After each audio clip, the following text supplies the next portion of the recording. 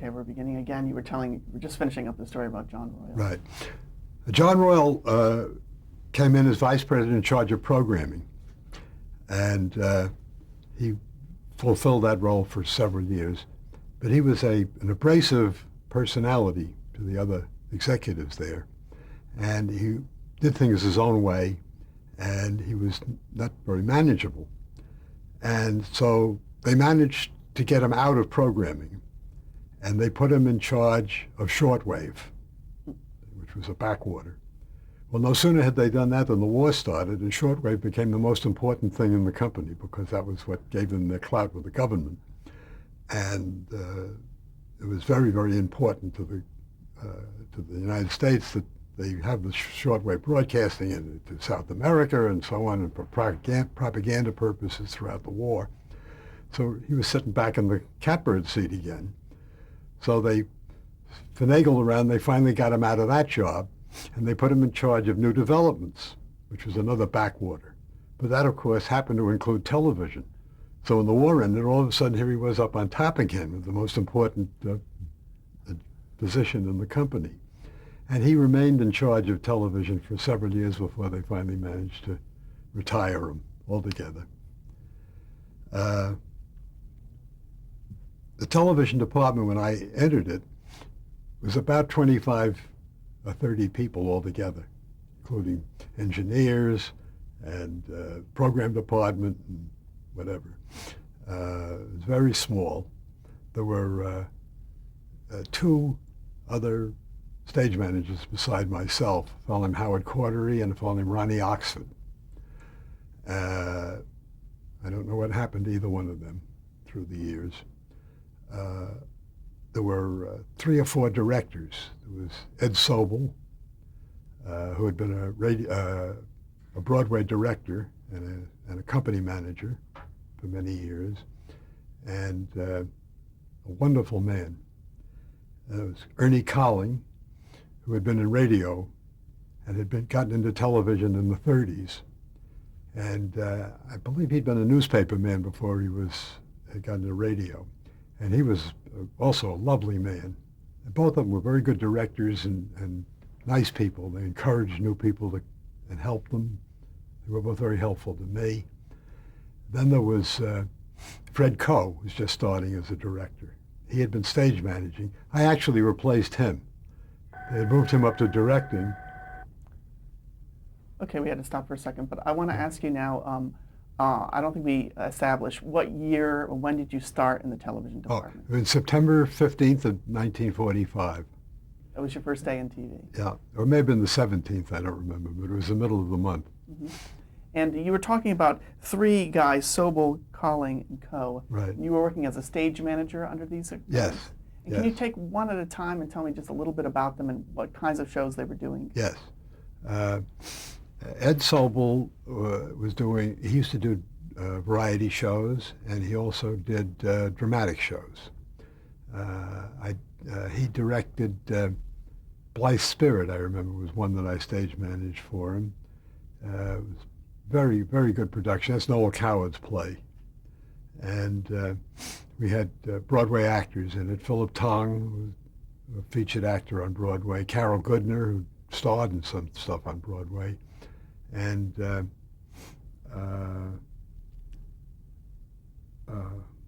can't remember her first name, McGrath, Louise McGrath, who was actually John Royal's wife. And she'd been had been starring on Broadway in several things. And she played the dead wife, and Carol Goodner was the living wife. Philip Tong was the husband. And Estelle Winwood was in it. She played Madame Arcadi, the medium, who materialized the dead wife. A wonderful, wonderful actress. And that was done in Studio 3H. We had a set that went from wall to wall, and was done straight through without commercials or anything like that, just like a movie. And on a show like that, how many cameras would you use? 3. And were they moving around? Oh yes, We had the center camera was on a dolly, a fearless dolly with a tongue went up and down, and the two side cameras were on pedestals that had been built by NBC engineers that would go in any direction. They had a ring on them that was like a steering wheel. It was a ring that turned around and pointed in some direction, and the camera could move. And they also went up and down. They had pneumatic cylinders in them on which the camera was mounted. And they could go up as high as about 7 feet. They would go up high enough that the cameraman would have to stand on the base of the tripod that it was on, in order to look into the viewfinder. And the viewfinder had a hood that came out on the back of it that tilted up and down. So when you raised the camera up, you could pull this thing down so you could look up and see into it. Or if it went down, you could tilt it up and look down and see into it in case it was higher than the cameraman's head. And of course, all these cameras trailed cable behind them. They had a big coaxial cable that was about an inch in diameter that had all the cable, the wires that ran to the camera, and the principal video cable was very thick in itself. Then there was also the audio cables, and then there were cables that ran to the intercoms.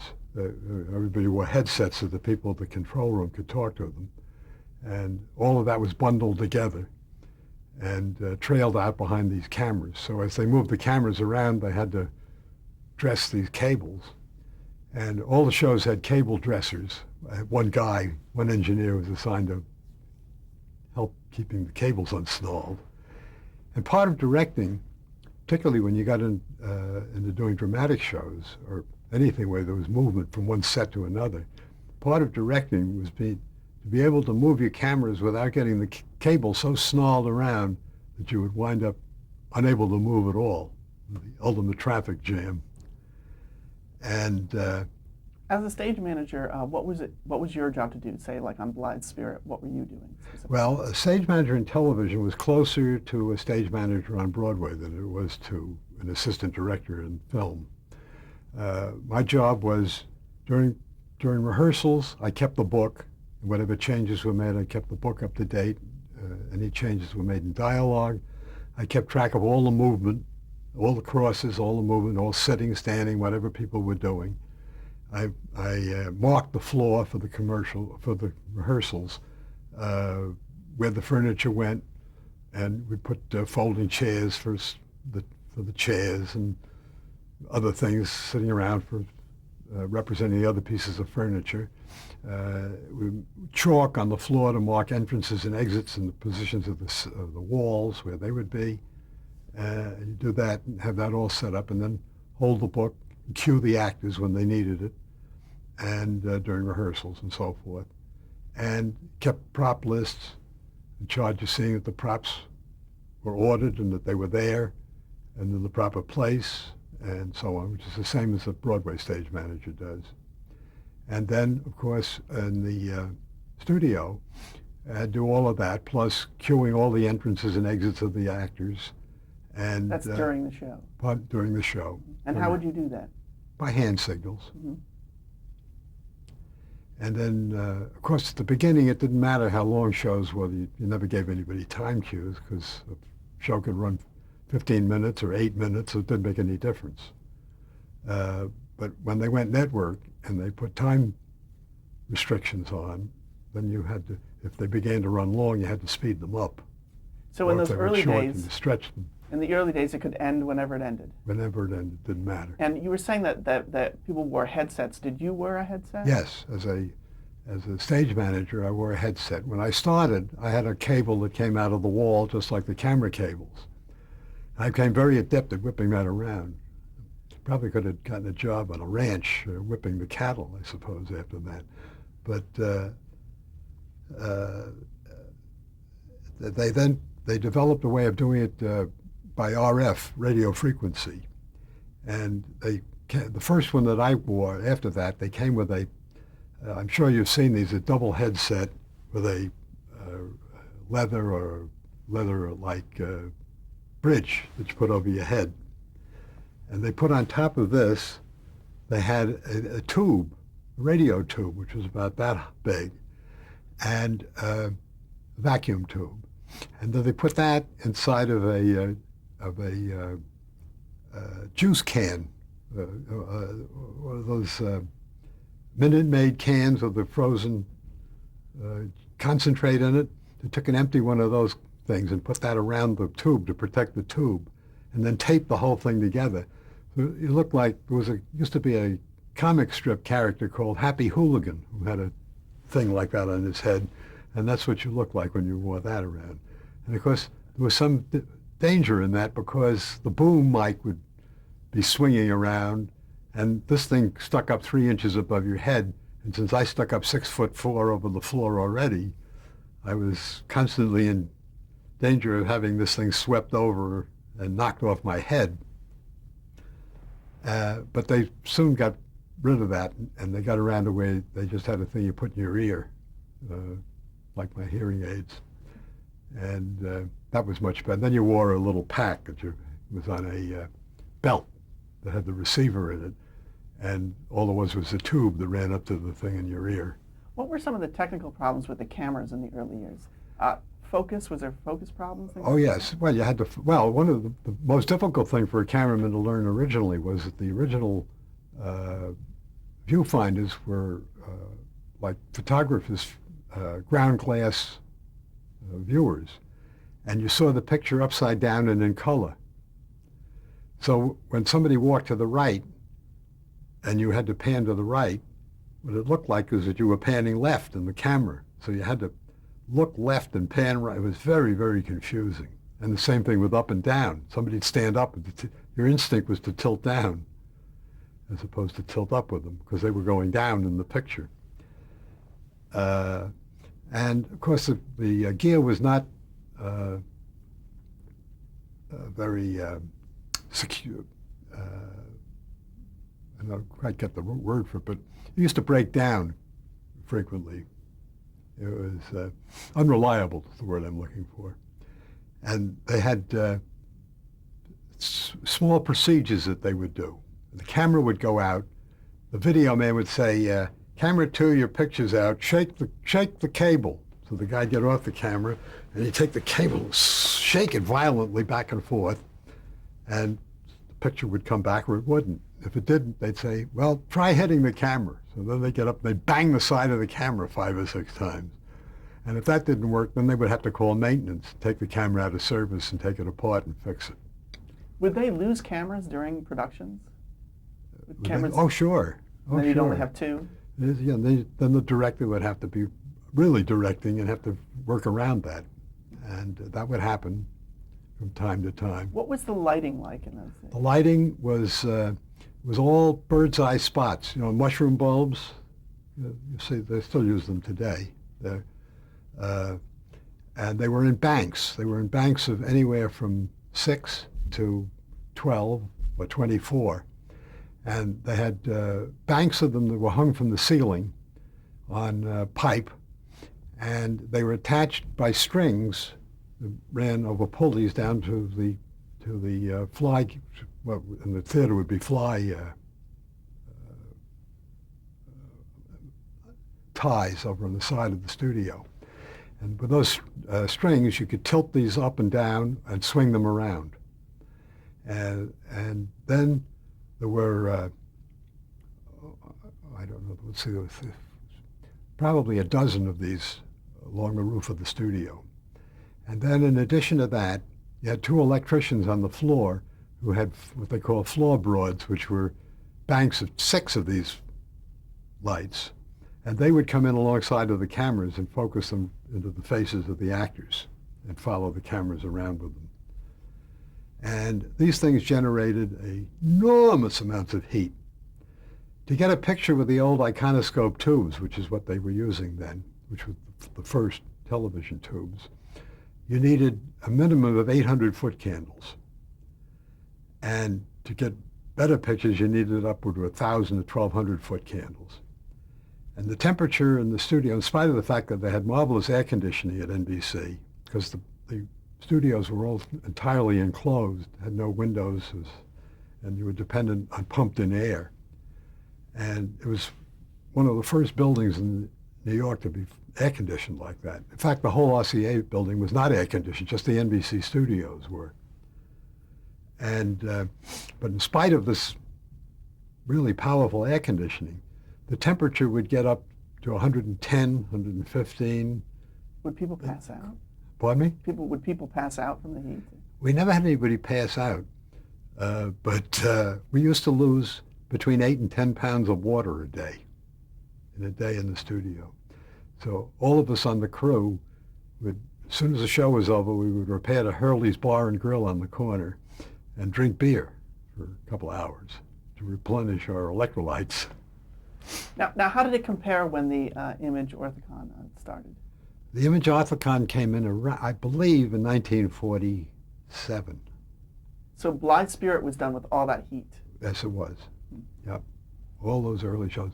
I And have pictures that show that. What? The comparison, you were saying like 800 Well, you could, footlights. with the Image Orthicon, you get a picture with the light of a match. That was the way they used to demonstrate it. It was just a bare picture, but you could get a picture with the light of a match. And you could work with 100-foot candles, 150-foot candles, just normal lighting, like this. Let's talk a little bit about Ernest Colling. Yeah, Ernie Collins. Ernie Collins used to do a lot of dramas. He also directed a show called Campus Hoopla, which was on every Friday night, which was a bunch of young people in a college malt shop. And it was a musical thing, very light, sort of lighthearted entertainment. And it was noteworthy for two things. There were two people who were on that show who went on to having movie careers. One was Carlton Carpenter, who was a very tall, thin fellow. And he went out and he played in a number of movies for several years, and as a light comedian. And the other was Eva Marie Saint, who had been a guidette when I was running the tour. So we've been friends all these years, 60 years now, I guess. Is that what they called the women? Guidettes? Guidettes, yeah. There were guides and guidettes and pages and pagettes. It was before women's lib, and all these terms were eliminated. And she was an aspiring actress, and she began getting roles in television. She was a regular on this Campus Hoopla. And then she subsequently played a lot of roles on Philco when I was involved in that, and on other things. Then she went into films and had an illustrious career, including winning an Oscar. And what about Fred Coe? Fred Coe was a unique person. He was probably the closest to a television genius that I've ever been involved with. He had an unerring instinct for scripts and for performances and for putting things together in a way that made them really work.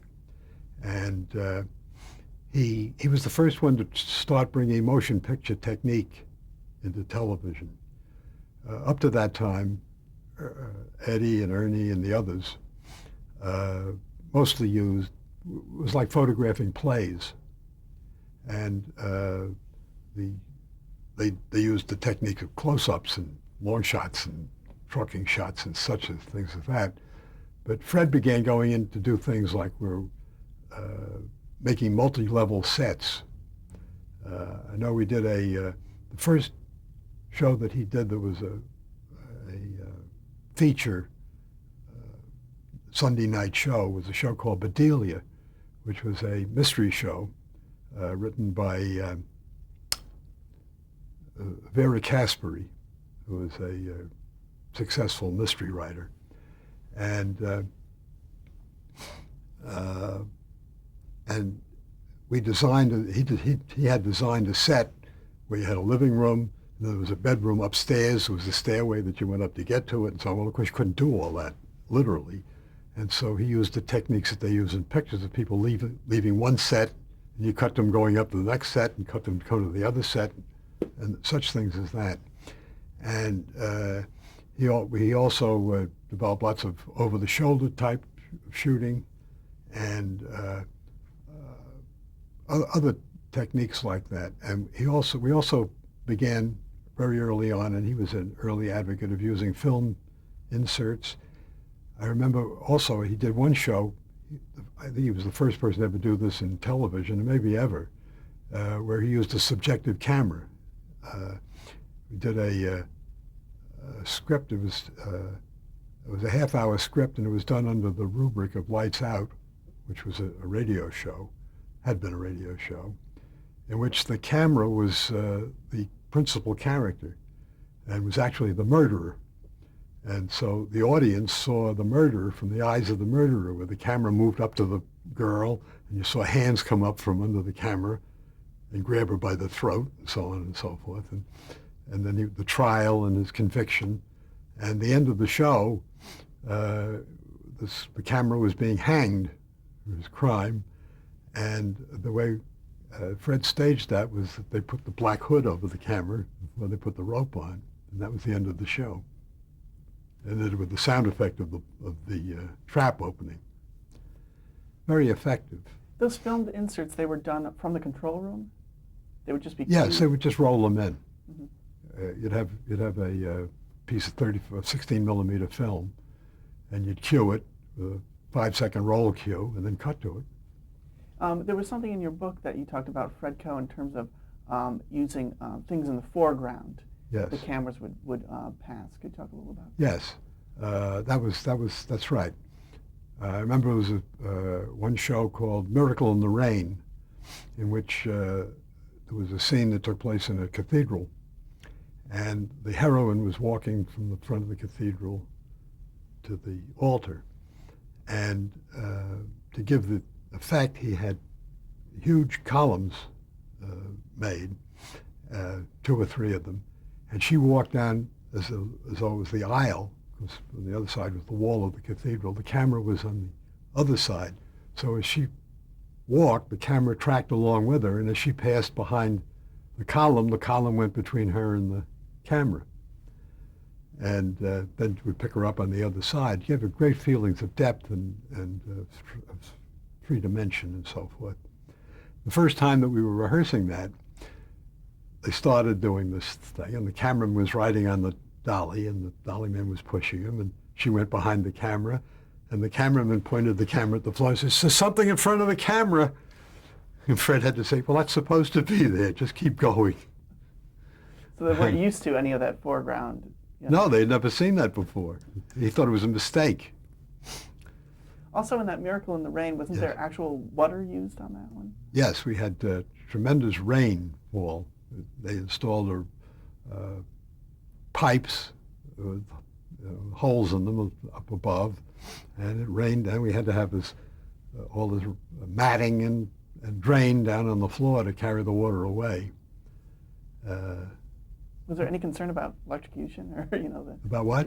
Electrocution? No. Like you had these cables and all. I guess we were too dumb to think about that.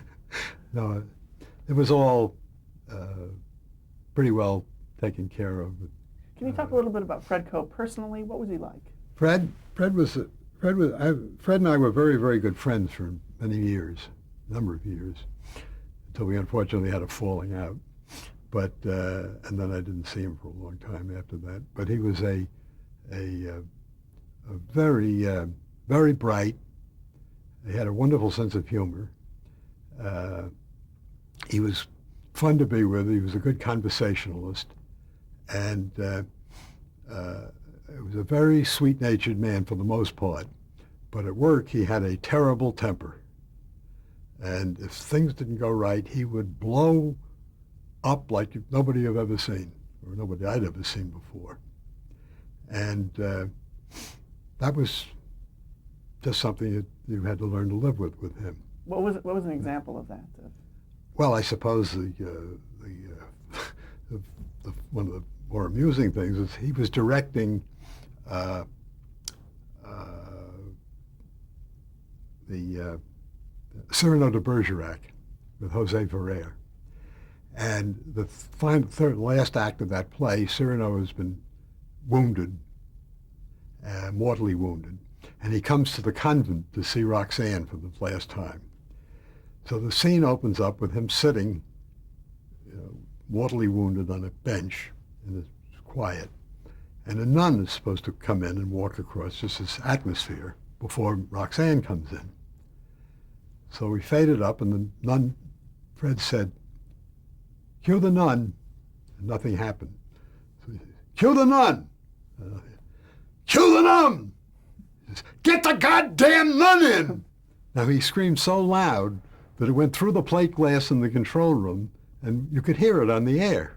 And if you could ever find a kinney of it, you'd hear that on the kinney. That was the way that was Fred's temper. He was also very absent-minded. And the first show that I did with him was a drama, and it was his first drama, and I guess may have been mine, I don't remember. But I had done one with one of the other guys before and that. But anyway, we went to rehearsal. We used to rehearse in a rehearsal hall outside of the building. And he said to me, "Listen, make a note." He said, "Remind me at 10 o'clock to go to the bathroom." And that was the way he was. And you did, hopefully. Yes. I did and he did. There's some early shows on NBC that I want to ask you just to briefly describe what they were. One was a show called You Are an Artist. Yes, You Are an Artist was a man by the name of John Nagy, who was an artist. And he used to give drawing lessons. It was sponsored by Gulf, one of the very early sponsors. And he would come on. It was about a 15-minute show. And he would say, "Today we're going to draw a landscape." And he would show you step by step how to draw a landscape. Start with a blank piece of paper and put in the horizon and show you how you've got perspective and all this. In black and white, of course. Charcoal drawing, really, is what he used. And by the time the program was finished, he would have this finished drawing and he would put a frame around it. And say, "You can do this and you are an artist." And that was a very popular show, and it was on for quite a long time. It was really quite effective for what it was. What about I Love to Eat? I Love to Eat was James Beard. James Beard, I think, is still known as a culinary expert.